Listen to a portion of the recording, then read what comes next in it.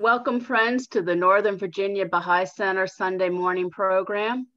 Please note that the program is being recorded and will be made available on YouTube through a link on the Nova Baha'i Center website.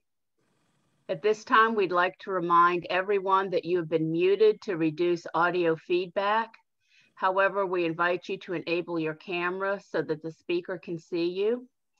You can do that by moving your mouse to the lower part of your screen and clicking on the video camera icon.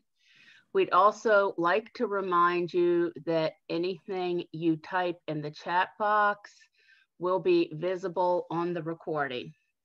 At this time, we will begin with prayers and devotions.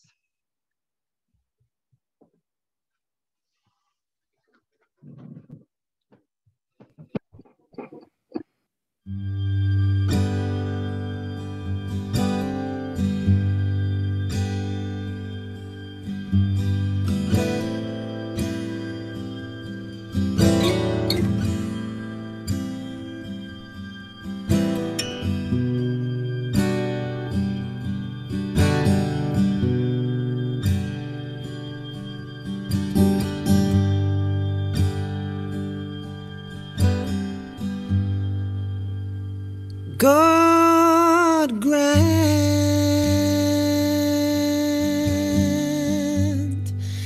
that the light of unity may envelop the whole earth, and that the sea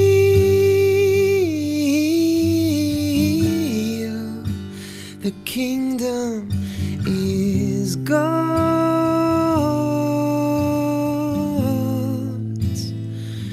may be stamped upon the brow of all its people.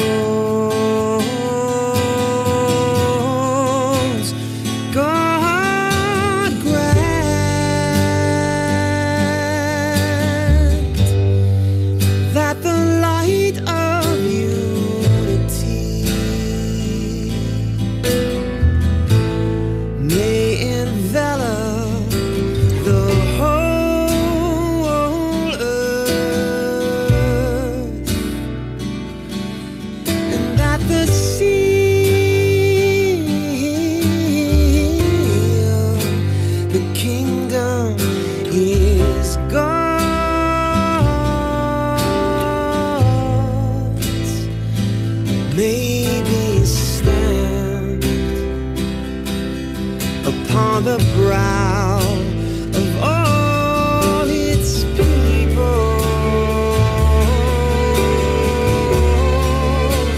All its peoples. All its peoples. All its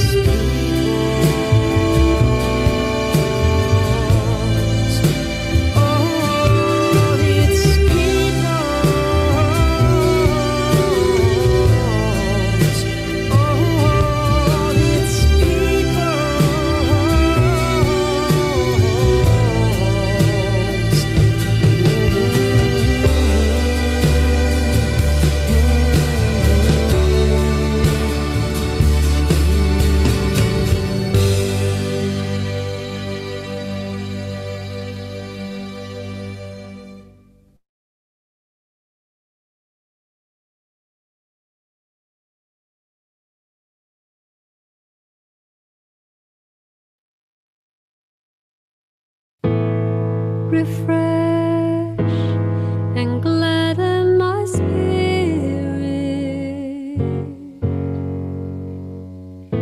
purify my heart, illumine my powers.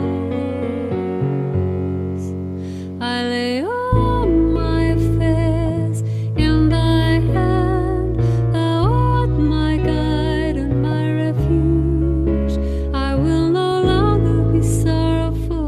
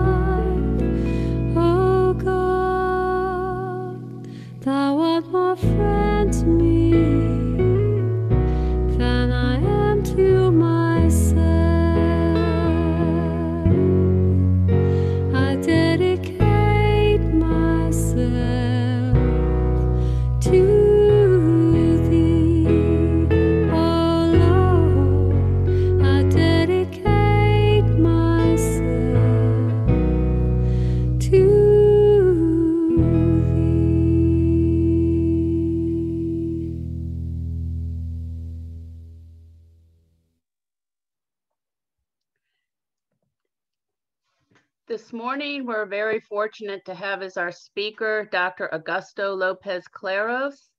He's an international economist with over 30 years of experience in international organizations, including most recently at the World Bank.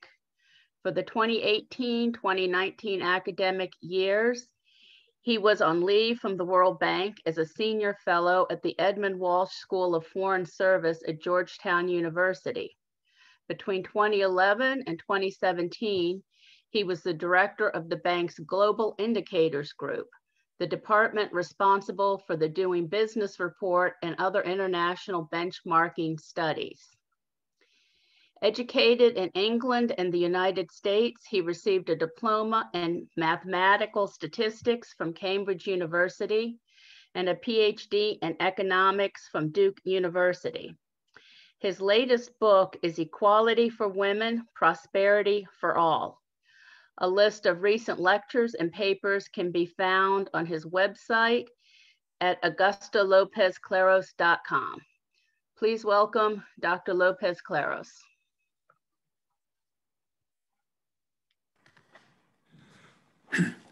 Thank you, Sandra, for your kind introduction.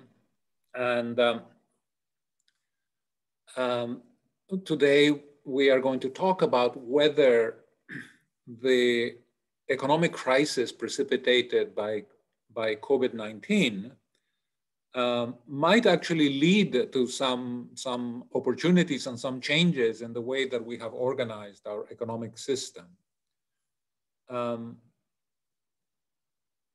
And I'd like to provide a kind of a Baha'i perspective on some of these issues. I'd like to begin, but perhaps telling you a few words about the economic crisis itself, what has been happening in recent months. International organizations like the World Bank, the IMF, have said that this is actually the most intense crisis that we have had, at least since the Great Depression of 1929. If you exclude World War I and World War II, this is perhaps one of the most critical periods that we have had in the last 100 years. In terms of what has happened to the global economy in 2020, this is far more intense than what we saw in 2009 during the time of the global financial crisis, which at that time, was perhaps the biggest crisis that we had had since the Great Depression. Just to give you a few interesting data points that will give you a sense of the intensity of the crisis. The International Labor Organization came up with a study a few months ago, maybe 3 months ago, in which they said that something like 1.6 billion people, that is 1,600 million people, had seen their incomes reduced by somewhere between 60 and 80%. These are people that largely work in the informal sector. Many of them are located in the developing countries of the world, in Africa and Asia and Latin America. And because of the lockdown, because one aspect of this crisis has been the need, for social distancing and for shutting down interaction between human beings, people in the informal sector have been, particularly affected. We live in a much more integrated world today. We are hyper-connected. Much more people are traveling today than used to be the case 50 years ago. And so this, in a sense, has been a catalyst, for the transmission of contagion across the world. You know that the United Nations has 17 sustainable development goals, that are to be achieved by the year 2030. The first, possibly the most important of these goals, as it is referred to, SDG #1, Sustainable Development Goal #1, is to eliminate extreme poverty by 2030. Before the crisis, we had something like 750 million extremely poor people in the world. These are people who lived on less than $1.90 of income per day. Well, the World Bank has just come out basically saying that by the end of this year, there are likely to be more than 100 million people that will have been reclassified as extremely poor. In other words, they had left extreme poverty, but now they're going to get back into levels of income that will redefine them as extremely poor. And by the end of 2021, we might have another, beyond this 100, 150 million people that will have fallen below the poverty line. And so this is really very sad. I think it's a very compelling statistic of just how critical this crisis has been.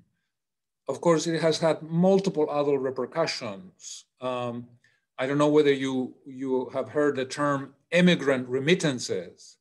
Immigrant remittances are the monies that workers who have moved for work to some other part of the world send back to their families at home. So these are Indians and Pakistanis who go and work in the Gulf countries and send, work in the construction sector or in other sectors of the economy, and out of their earnings, they send money back to their families in Pakistan and India. They are nurses who have moved from the Philippines and have now work in the United Kingdom. They are taxi drivers who have moved from Ethiopia and now work in Rome. And they are agricultural workers who have come and worked in the fields of California and the southern United States. And these resources have become massive.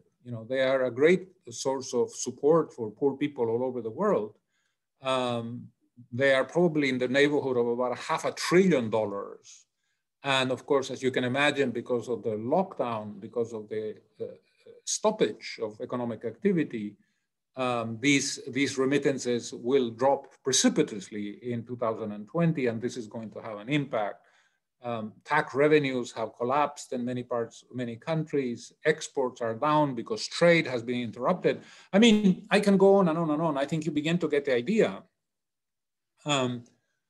We haven't really talked in the media and in other places a lot about the causes of this crisis, right?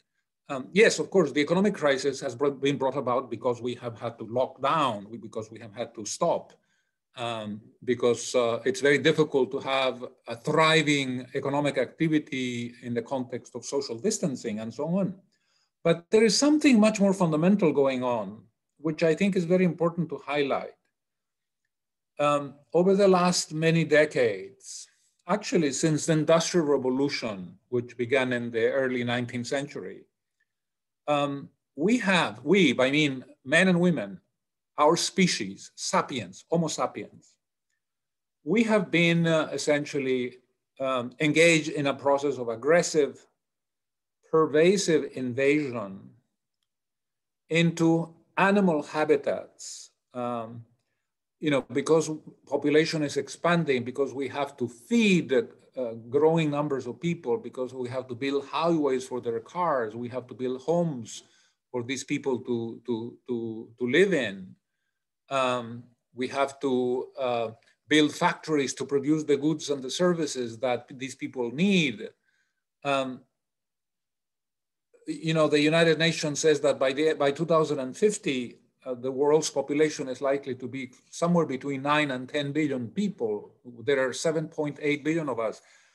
Because of this massive expansion of the global economy, what is happening is that we, human beings, are gradually displacing animal species from their habitats. Places where bats used to live unperturbed for thousands of years, in remote caves and in forests and in other places, now they're they are basically entering into contact with human beings because of the expansion of the global economy. And very often these animals carry viruses against which we don't have immunity. And that has been very much the cause of Ebola, of SARS, of MERS, other pandemics that we have had in the last 20 years. And the coronavirus is just the latest example of that. And therefore, many scientists are really concerned that in fact, even if we deal with this virus, with COVID, we are not going to be completely free from similar potential problems in the future. And so this kind of raises the question, what sort of economic governance do we need? And this is the reason why I wanted to talk to you about this today. Is this crisis going to lead to some kind of rethinking about our future? A few days ago, I don't know whether you have heard about this, but a few days ago, the Baha'i international community published a report on the 75th anniversary of the United Nations, which is 2020. I really urge you to read this document because it essentially discusses how humanity is going to set itself on a path towards the establishment of a more just global order. But one of the points that they make in this document is that in the middle of this crisis, because of what is happening today, there are hidden opportunities to make great strides in progress that perhaps could lead us to a period of stability and prosperity and greater human happiness. And I find that a very encouraging message to come out of this statement, which, as you know, although it is produced by the Baha'i international community, it does have the imprimatur and the endorsement of the world governing body of the Baha'i community, the Universal House of Justice. So what I'd like to do now is highlight what are some of these changes that perhaps could be coming in coming years, that could alter in a fundamental way the way that we have organized ourselves economically, and that could contribute in some way, to improve human welfare, to promote social and economic development, something that is very much at the heart of what the Baha'i faith is pursuing. And I have a list of several things that I want to mention, quickly. One of them has to do with the need to strengthen health infrastructures. One of the things that we have discovered during this crisis is that we are completely unprepared for this kind of event. It has caught us by surprise everywhere. Even in the high-income countries, which have, of course, much more sophisticated and developed health infrastructures, the health systems have been under great stress. Not enough hospital beds, not enough respirators, not enough facilities, to basically take care of these masses and masses, millions and millions of people who have fallen victim to the virus.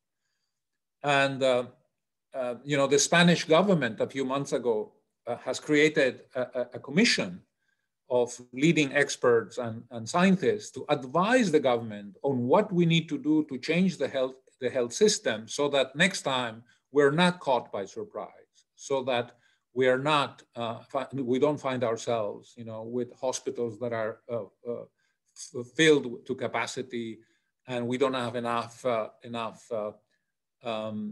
medication and the means that are necessary to help and to take care of these people. Related to that, I think that there is greater understanding that health insurance, should be universal. The system should be organized in a way that it doesn't leave unprotected, millions and millions of people who don't have access to medical health.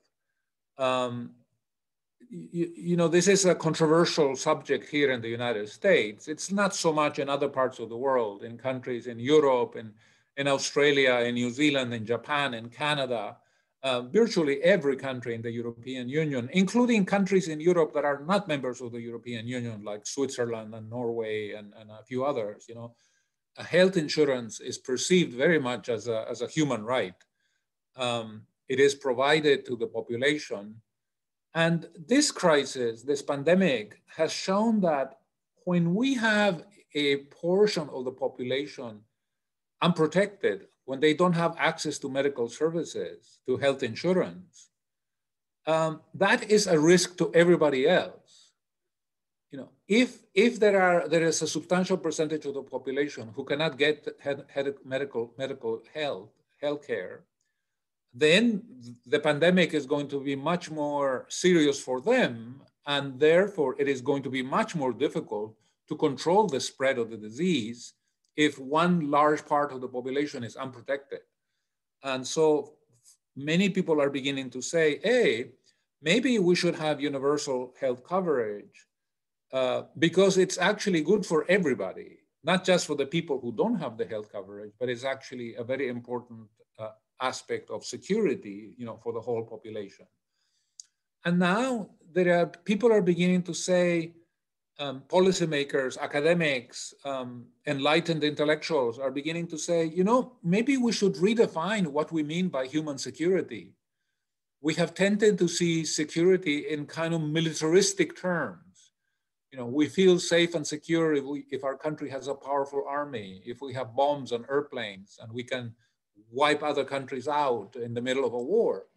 But some people are saying, well, maybe our definition of security should actually be framed in terms of human and social well-being, economic well-being, and health and safety. Maybe security means also, you know, not falling victim to a pandemic and not dying prematurely because your country is not prepared to provide you with healthcare. Something else that is happening is that, and I think that this goes very much to the point made in the statement of the Baha'i international community of a few days ago, is that governments are going to have to look at spending priorities. You know, how do we allocate our resources? Maybe we're wasting resources in a big way. You know, Baha'u'llah, the founder of the Baha'i faith, when he was visited in prison in the year 1890 by a professor from Cambridge University by the name of Edward Brown, he lamented to him. He said, we see your kings and rulers spending their treasures more in means for the destruction of the human race, rather than in that which would confer happiness to humanity. At that time, in the late 19th century, many of the countries in Europe were engaged in an arms race. They were spending vast amounts of money building up tanks and building up, you know, the instrumentality of warfare in the late 19th century. And Baha'u'llah lamented this and said, you know, these weapons ultimately are the malignant fruits of civilization.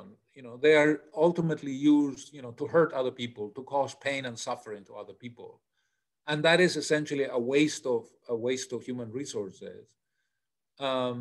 We should be using these resources and investing them in that which is going to confer happiness to humanity, like education, like health, like improving the quality of life for vast majorities of people. Remember, in the late 19th century, the vast majority of the people in the world were poor, very poor.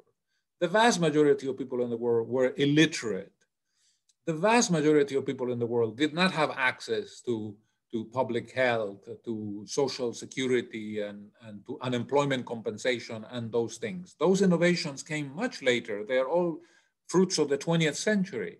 And so it is entirely appropriate that Baha'u'llah, in looking at the landscape around him in the late 19th century, should feel very, very sad and disappointed that kings and rulers were actually wasting their resources, not thinking about the welfare of the people, but basically building up weapons, which then a couple of decades later, we're going to end up in World War I with 17 million fatalities.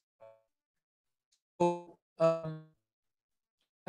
that is one very important consequence of this.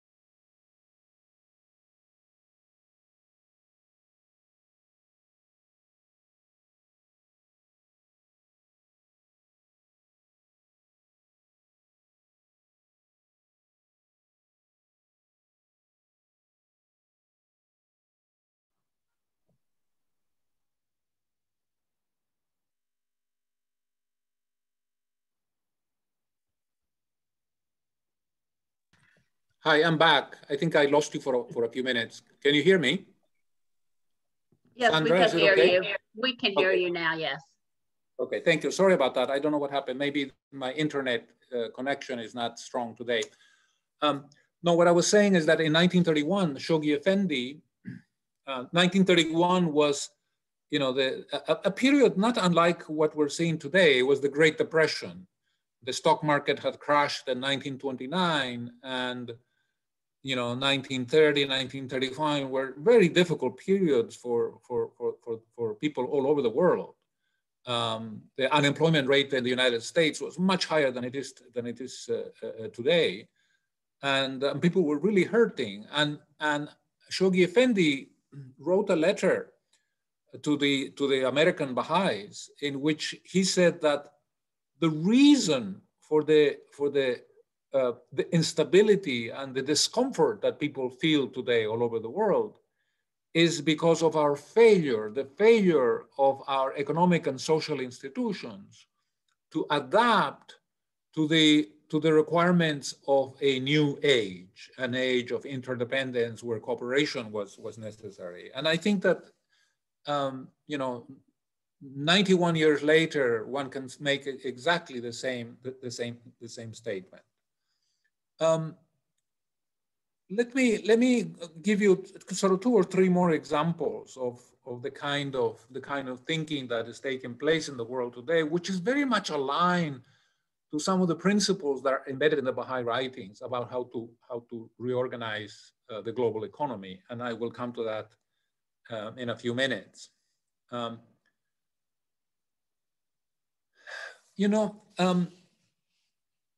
A few years ago, there was a kind of a very intense debate among economists and in some governments about the idea of establishing a kind of a universal safety net for the population.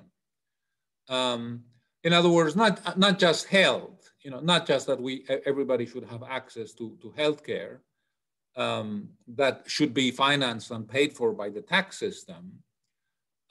But maybe we should have an economy in which people have access to education, irrespective of the level of income. In other words, we should educate our children to read and write, not as a function of whether their parents can afford to give them an education, but as a responsibility of the state, as something that it is good to encourage and to have, for the entire population. In the world, we have 800 million people who are malnourished, who don't have enough access to vitamins and minerals and the basic elements that are necessary in the period of early childhood to develop their brains, fully and in a healthy way. And because they have these shortages in the early phase of development, especially the first 3-4 years, these people will be stunted in their development. They will not be able to develop their full potential. And they will be a drag, not just for themselves, but also for the global economy, because they will not have developed their capacities fully. Many of them will not learn how to read and write. Many of them will be condemned to extreme poverty and to other limitations. So it's clearly not just to the advantage of them, but the advantage of all of the world, for us to spend resources to lift these people from extreme poverty, to give them the nourishment and the basic necessities of life, so that they will develop their capacities, so that in the end, they will be able to contribute to society more fully and to the benefit of all, not just themselves, but all of us as well, right? So there is this talk of maybe in the future organizing the economy in a way that there is a safety net for everybody in the world, below which nobody falls.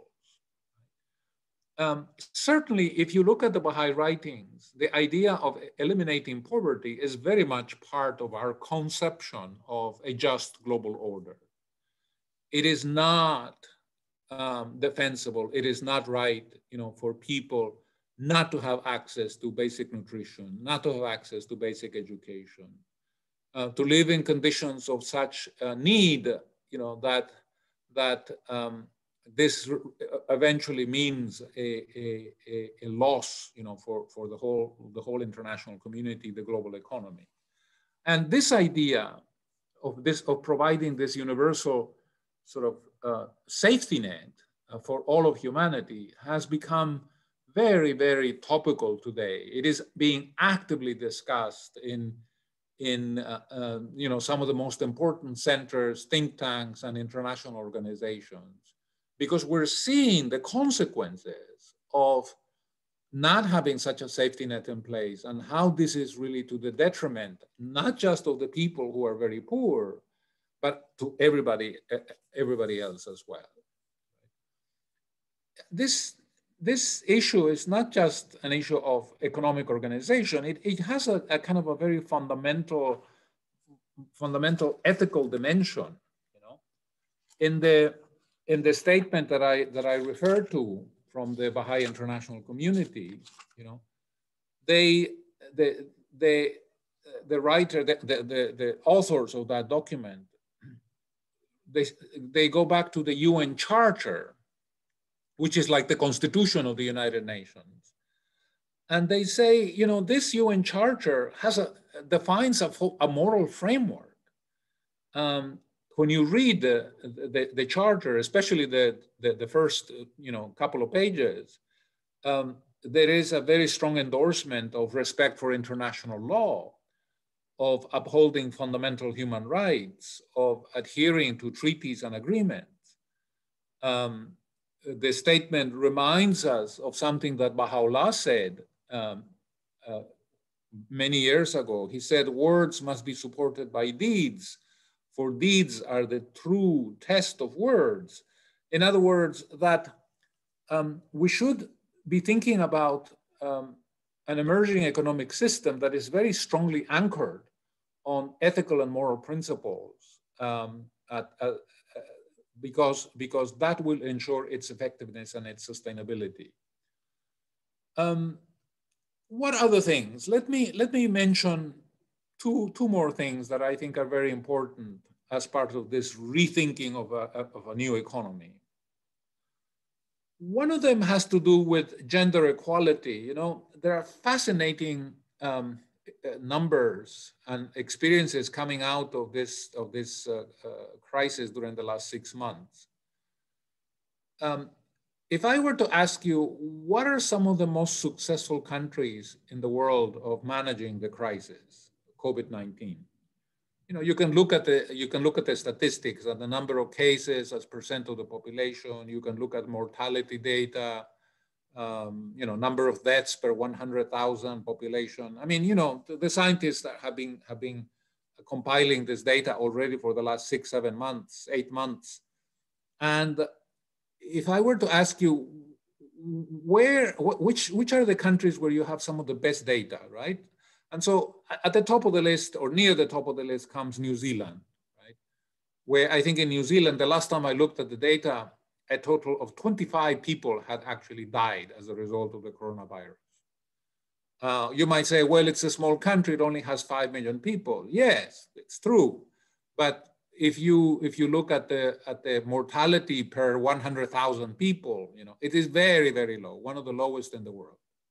Taiwan is another one that has had, I think, 7 deaths, less than 10 people.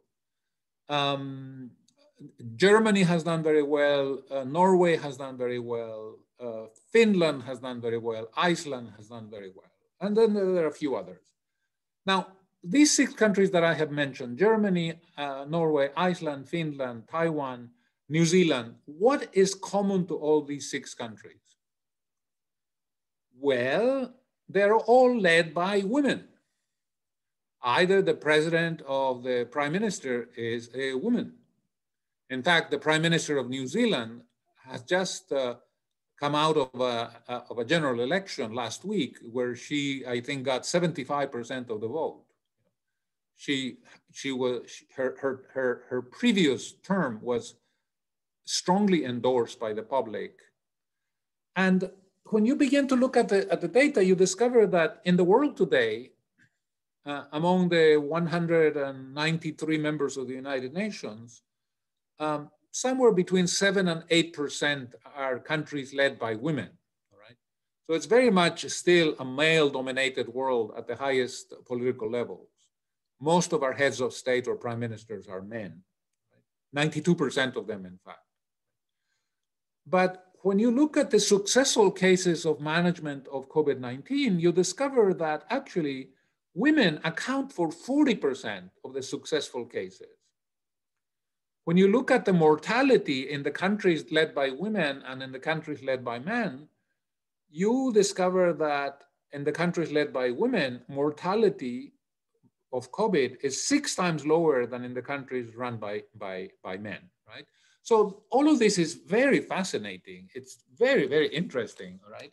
And so it has led people to ask, you know, what is it about the way women run things that delivers such positive outcomes? This is not, I'm not saying that, you know, all women are perfect and all men are incompetent and stupid. I'm not saying that, right? Although you might be tempted to come to that conclusion. But, you know, people are saying, well, in the cases of the women that have had these very successful cases of dealing with the crisis, what have they done? Well, they have prioritized human security and socio and economic well-being, instead of, you know, our traditional militaristic approaches to national security. They have chosen approaches that are based on science and empirical evidence.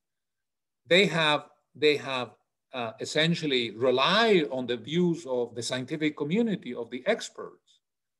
The Prime Minister of New Zealand is not an epidemiologist. She's not a natural scientist. But she understands the importance of listening to the experts and to the scientists. She understands the importance of consultation, of bringing people together in a way that has the best interests of the population at heart. They have been very transparent. The information provided by Mrs. Merkel to the German population has always been absolutely honest. She has not tried in any way to minimize the seriousness of the crisis, nor to create panic. She has been truthful, she has been open, she has been transparent. Where it was necessary, these women have admitted making mistakes and have corrected those mistakes along the way and have told their populations, look, we made a mistake 6 months ago, we corrected that because we learned from the scientists as we moved along. Now, why am I saying these things to you? Well, because in the Baha'i faith, the principle of the equality of men and women is a foundational principle. And it is not just a principle based on let's say, respect for human rights, right? That we don't want to discriminate against women because we don't want to violate their human rights, their civil rights, and so on. No, I think it also has a very practical dimension, which is that women bring to management of problems and issues, their own perspective, their own values, their own unique way of looking at the world. And when we work together, men and women, in a spirit of mutual respect and cooperation, when we integrate women into decision making, when we make them partners with us, the men, in devising solutions and implementing these solutions, you get very positive outcomes, right? As opposed to the kind of world that we have had during the last couple of 100 years, where men essentially have been very much at the center of authority. Right? So for me, one of the consequences of this crisis is going to be the empowerment of women. I think more and more countries are going to be turning to women for leadership. They're going to be turning them for their views and for managing crisis. Incidentally, the statistics already have proven for many, many decades that, for instance, women are less corrupt than men. I know that that may not sound politically correct to you, but the data is very, very compelling on that. Where women are involved in, let's say, sitting on the boards of companies, these companies are less prone to corruption, less prone to scandals, less prone to the kinds of things which create undermine confidence in the economy. So that's one very clear implication to me, and I think it's going to be a good lesson to come out of this crisis. Let me finish by saying a couple of things about income inequality, and then I want to finish my presentation sharing two quotes with you.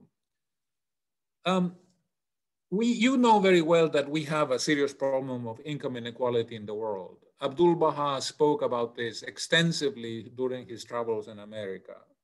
He didn't say income inequality. He used another term, which is exactly the same thing. He said the extremes of wealth and poverty.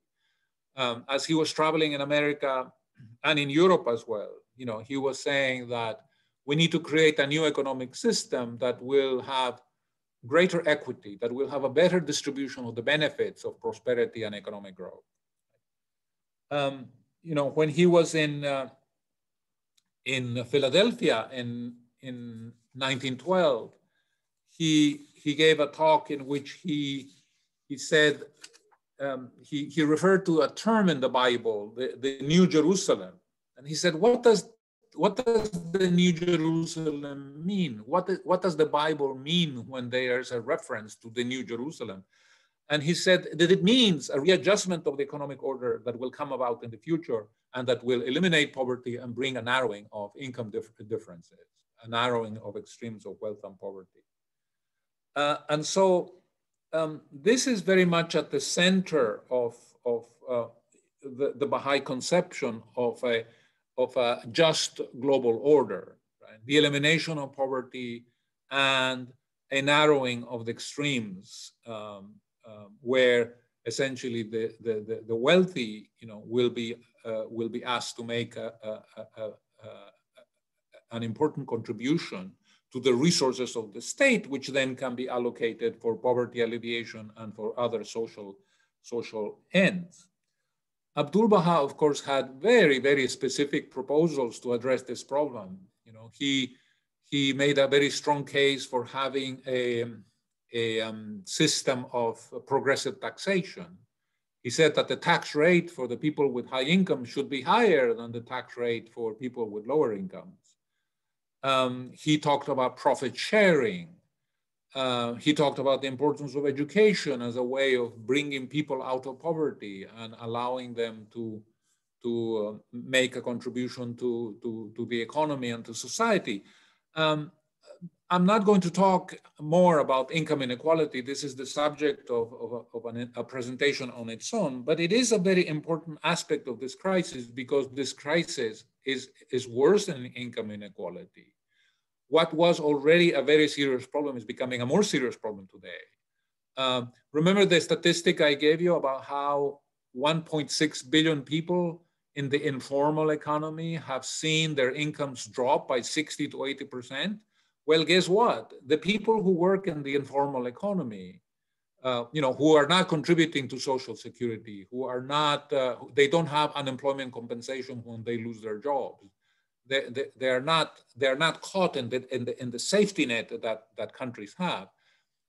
These people tend to be poor, and their incomes have just dropped by somewhere between 60 and 80% in the last 6 months. So income inequality has worsened this year and will continue to worsen as long as this crisis is with us. So it is a very serious problem. And as you know, it is a problem that is acquiring a political dimension as well. It is leading to instability in many parts of the world because people can, especially poor people, can see, very much through social media, through the internet, through instant communication, how people live in Germany and in Sweden and in Canada and some of the wealthier countries of the world, and this aggravates social tensions and creates a sense of frustration and a sense that the economy is not operating in a way that delivers equity and fairness to everybody.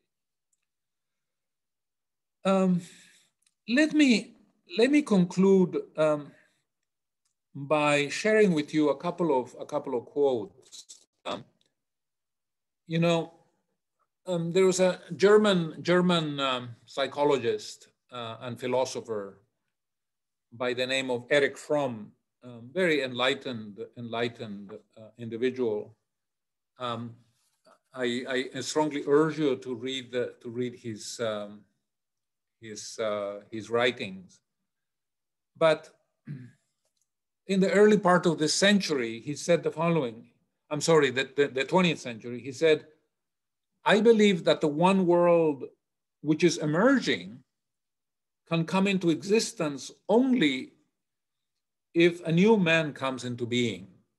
A man, and I'm sure he meant as well a woman, who has emerged from the archaic ties of blood and soil, and who feels himself to be the son of man, a citizen of the world, whose loyalty is to the human race and to life rather than to any exclusive part of it. A man who loves his country because he loves mankind and whose judgment is not warped by tribal loyalties." I love this quote because it is so much in harmony with Baha'i thinking about the unity of mankind. What is this crisis telling us at a more fundamental level? It is underscoring very much the principle of the oneness of mankind. We are all united. We are all part of one human family. We are so interconnected that our health, our personal well-being is directly related to the health and the personal well-being of other people in other parts of the world. That is what the pandemic says. As long as there are a few people, who are carrying this virus, everybody in the world is in danger. It is a kind of a harsh way to highlight to us the extent to which, we are now the drops of one ocean, the leaves of one tree, as Baha'u'llah so beautifully put it in some of his writings. The other quote I wanted to share with you comes from that wonderful document which was produced by the Universal House of Justice in 1985. That was on the 40th anniversary of the United Nations. Isn't it interesting? The governing body of the Baha'i world community in 1985, on the 40th anniversary of the United Nations, they issued this magnificent document called The Promise of World Peace. 35 years later, today, this year, last week, they did exactly the same thing, except that, providing, of course, an updated perspective on the future of mankind. Therefore, I very much encourage you to read that document and to share it with your friends. It is a wonderful, wonderful piece. But in 1985, in the Promise of World Peace, the House of Justice said the following: They were referring at that time to the problem of inequality in the world, which of course has become worse than it was then. But already then they were warning us. They were saying the inordinate disparity between rich and poor, a source of acute suffering, keeps the world in a state of instability, virtually on the brink of war. Few societies have dealt effectively with this situation. The situation calls for the combined application of spiritual, moral, and practical approaches.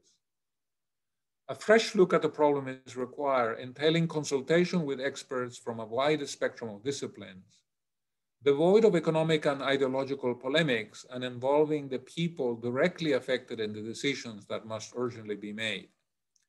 It is an issue that is bound up not only with the necessity for eliminating extremes of wealth and poverty, but also with those spiritual verities, the understanding of which can produce a new universal attitude.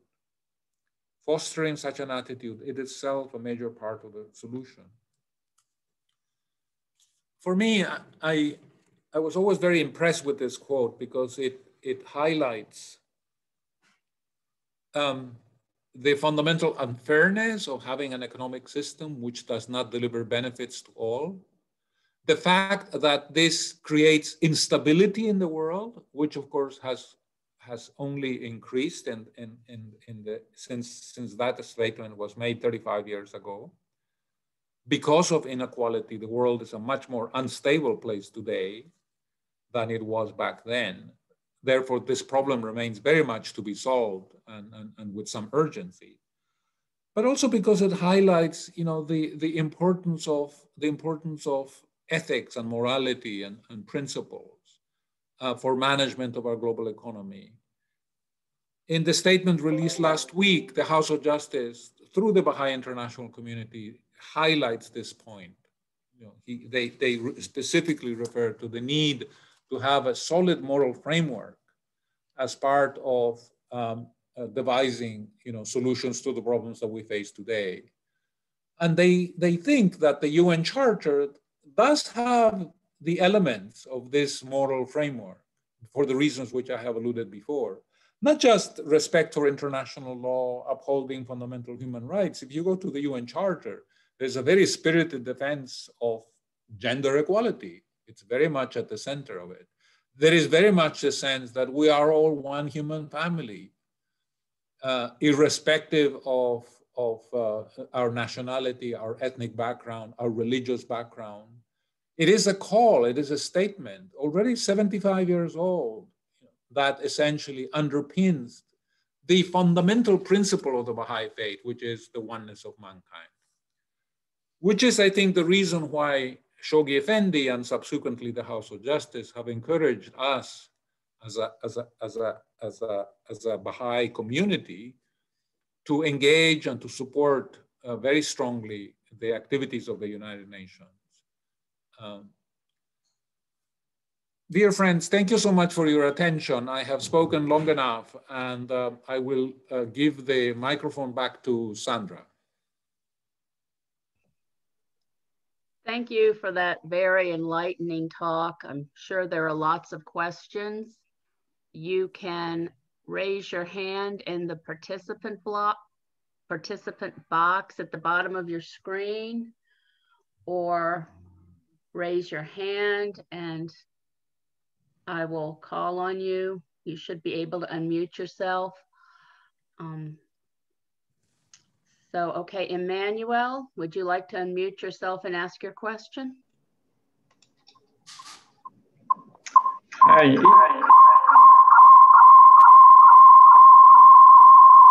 Can you hear me?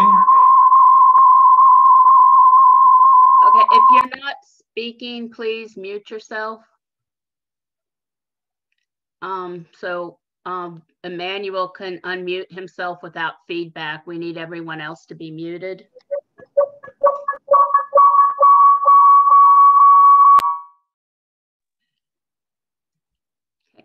Okay. Emmanuel, maybe if you type your question in the chat box, we seem to be having audio issues.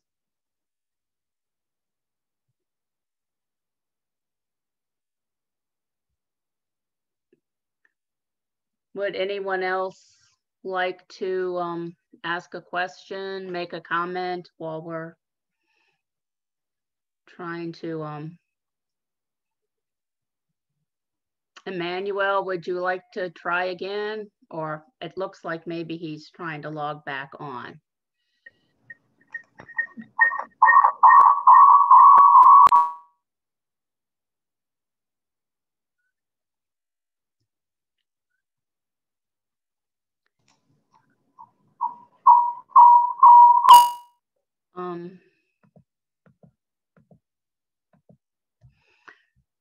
I'm afraid we've been having a lot of technical issues today for some reason.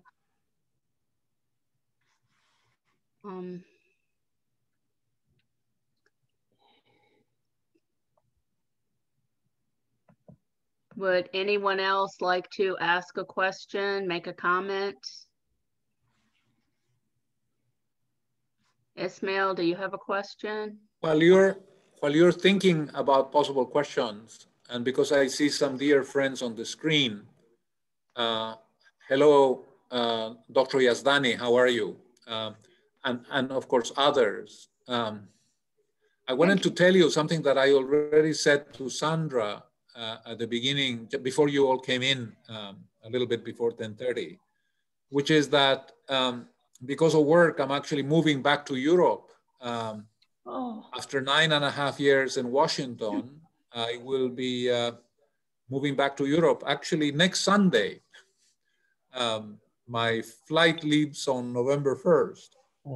And so I wanted to say two things. First of all, it is conceivable that perhaps in the future, even once things are back into normal with the pandemic, we may have these gatherings online as well, because I think it's a very powerful tool. It's a way of reaching out to many more people than those can come, physically and sit at the center in Northern Virginia. And the advantage of these kinds of tools, of course, is that just as I am speaking today from my home, I can speak from my home in Spain, where I'm moving, right? So think of me as your friend and collaborator. And if you ever want to organize a fireside or something, and you'd like to ask me to cooperate with you, I'll be happy to do that. Right? Thank you very much. And the second thing is that my wife and I have a daughter, Olivia, who lives in Los Angeles in the United States. And as long as she was born in the US, so she's an American citizen and very much committed to this country. And so as long as she's in Los Angeles, the United States will be like a second home to us, of course. And so we will come this way from time to time. And so that will provide a second set of opportunities, for engagement, for visiting, and for doing the kinds of things that we have done at the Northern Virginia Baha'i Center during the last few years. So I just wanted to mention that, okay? Thank you.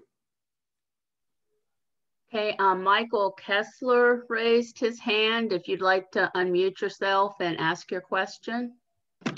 Hi, my name is Veronica. I'm the wife of Michael. So I was thinking, how do we, on the individual level, start like breaking the chains that produce inequality, because all that we've talked about is more about like on the government level. And yes, we need to establish a common universal health for everyone. But as me as a person, just Veronica or just Michael, or just Augusto, how do we start framing this more to contribute to less inequality in the world? Right. That's a very good question. There are many ways that come to mind as to how we at the individual level can contribute to make the world less unequal.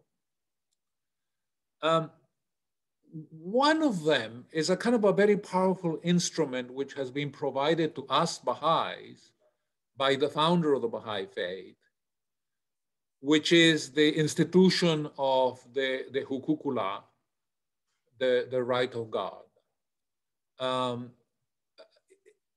As an economist, I think it is fair to say that this is the equivalent of something like a wealth tax. It is a contribution that we make voluntarily to the head of the community, and the head of the community in turn uses these resources partly for social ends. My understanding is that these resources are going to be used now and in the future for providing opportunity for people who need opportunities, for issues of poverty alleviation, education, and so on. So that's something that we can all do. Obviously, according to our circumstances, according to sort of our individual history, which of course varies from person to person, but this is something that is actually organized in a way that it is voluntary, but at the same time, it is also a spiritual obligation. And to the extent that we can do that, we are contributing in some way to address the problem of inequality, because the head of the Baha'i community today, in this day and age, the Universal House of Justice itself is completely committed to the principle of the elimination of the extremes of wealth and poverty, because it is a foundational principle of the Baha'i faith. And they are the head of our community. So that is something that we can all do. We can all do according to our individual circumstances, and with the full certainty that that is going to contribute to a less unequal world, to reduce inequality. Beyond that, at a more personal level, there are things that we can do as well. We can sponsor the education of children in the developing world. We can make contributions to particular causes or particular organizations that are very much committed to reducing income disparities. We can educate ourselves and train ourselves, I'm especially talking about the young, so that we are empowered in the future, not to be a burden on society, but actually to be able to contribute to society. The Baha'i faith and the writings of the founder make very clear the obligation that we have to educate ourselves, to earn a living, and to support our families, and not to be a burden for society if possible, but rather to contribute to society in ways that will improve human equity. So, these are some of the ideas that come to mind. These are some of the things that we can do.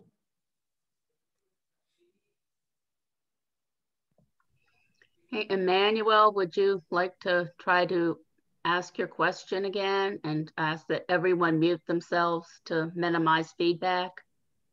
It seems it works better now. I thought it was very interesting what you said about the statistics about countries ruled by women, and that necessity to really have more gender equality in our governing bodies. And I was wondering if there are any statistics about the countries or regional governments or cities governed by gay people. I mean, I have some examples in mind where, in some instances, where governments were ruled by gay people. Actually, they were doing also extremely well, and probably because, I mean, gay people have those inherent qualities of both male and female embedded in them. I mean, one example coming into mind is the Sultanate of Oman, whose ruler was passed away recently. And I mean, in the last 30 years, he did an extremely good job lifting up his country from really a poor country to a wealthy country where wealth is pretty much distributed in a pretty fair fair way. I'm also thinking of Ireland, which is, I believe, currently ruled by a gay or gay president, and it seems that in the COVID crisis, they also are doing pretty well and better than some other countries. So I'm wondering if those statistics exist, and it would be interesting to see how it plays. Yeah. Emmanuel, I'm not aware of any statistics or that anybody has actually done that kind of work. In the case of women versus men, it's relatively easy to do because this is something that is very visible. However, I think the important issue here is that the countries that have been managed well, many of them by women, but there have been, of course, cases of well-run crises by men as well. I think the reason they have done it well is because it's a combination of many different attributes being brought to bear on the way that the crisis is managed, right? A very powerful sense of solidarity, a powerful sense of empathy for the plight and the suffering of other people. Leaders need to feel in their hearts the suffering of their subjects, of the people, the citizens in their country, in order for them to be motivated to find the best solutions, to seek the advice of experts and so on. And I think that women, maybe because of motherhood, do have these qualities of empathy and concern for the welfare of those around them. I'm not saying that men don't. I'm not saying that. I'm saying that at least in my own personal experience, from the many women that I have worked with, that I have lived with, I have sensed that this is a quality that is very much present in them: empathy, solidarity, a sense of responsibility for those around them. And I think that has been a very important element of successfully managing this crisis. You have to recognize that this crisis is bringing suffering and devastation to people's lives. And it is that recognition that then prompts you, to seek the advice of experts, to sit down at the table with the scientists and to devise solutions. Thinking about this morning, afternoon, and evening, day after day after day, 24/7, as they say. And so if gay people, have some of those qualities, fine, this is perfectly fine. But as I said, Emmanuel, I'm not a familiar of any sort of hard data that would suggest a difference. But possibly because very often sexual preferences are not always, easily revealed. Sometimes people declare themselves of having different sexual orientation. Sometimes they don't, and it is something that is a little bit more discreet. But the point is not with gender here. The point is basically with the kinds of attributes and qualities which we exhibit as we work around and as we lead countries, in the case of heads of state, prime ministers, and so on.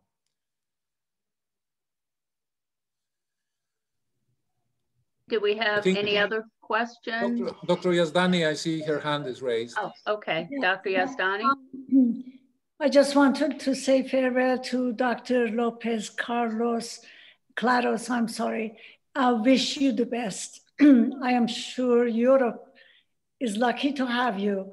I'm just curious to know which country you're going to be, and if your email is still the same that I have here, just in case if we wanted to contact you. Not only will I be keeping the same email, I will, at least for the first year, be keeping the same telephone as well. Okay. And so I feel that we will remain very much connected. In fact, one of you is already planning in early November a fireside in which I will be participating. Friends, thank you so much for the invitation. It has been a pleasure to be with you today. Let's keep in touch. We are part of one big family, and if I come to Washington and coming and you know, whenever I come, I'll let many of you know, and that could provide for opportunities for seeing each other and renewing our friendship. Thank you so much, and Thank you. my love and affection to all of you. May I say one last thing? I just want to thank you, Augusto. You have been the go-to person the last 6 years. Thank you for all the wonderful talks you've given. I'm kind of sad because I like to see you from time to time also, and you're moving away. But thank you so much for everything. And like you said, you are going to be talking in November again. Thank you. Thank you, Armin. Thank you. Thank you. Thank you. Bye-bye. Thank you. All right. Bye-bye, friends. Thank you. Thank you, Dr. Claros, for being here today and giving that wonderful talk. I think, friends, that he's on a tight schedule and needs to finish packing. So our speaker next week will be Frederick Landry, and his topic will be racial justice. At this time, we will close with a prayer. Thank you.